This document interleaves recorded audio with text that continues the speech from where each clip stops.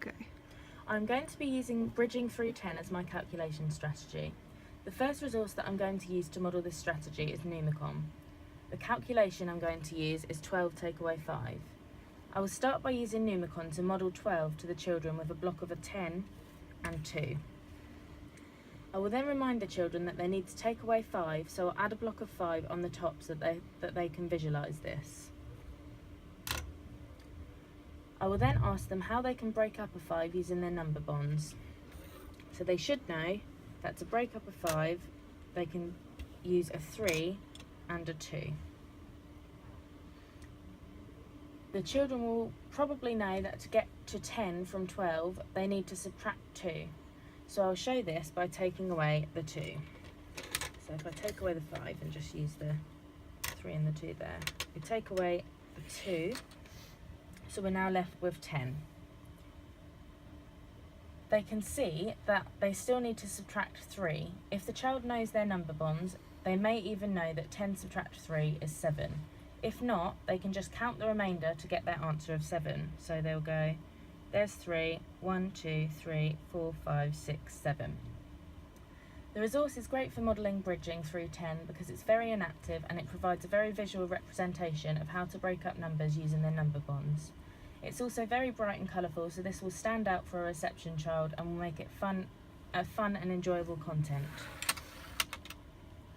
I will also model this strategy using number beads.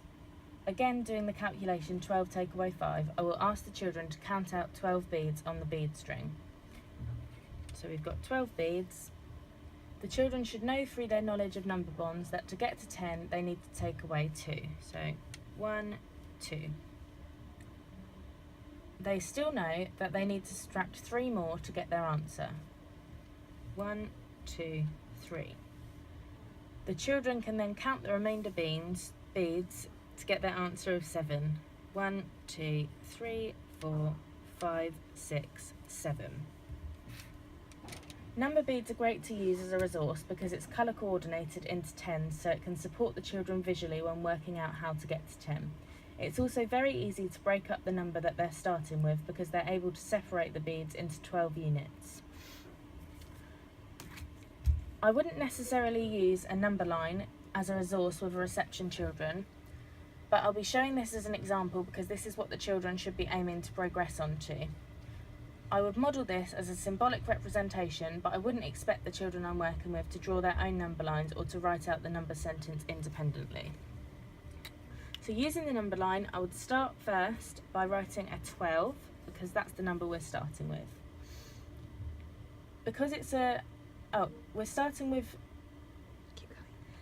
Because it's a familiar number, I would write 10 on the number line and ask the children how many they need to subtract from 12 to get to 10.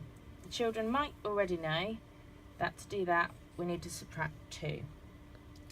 I would then model this on the number line. Using their number bonds to split 5 into 2 and 3, they will know that they still have to subtract 3. So we'll do this on the number line, take away 3.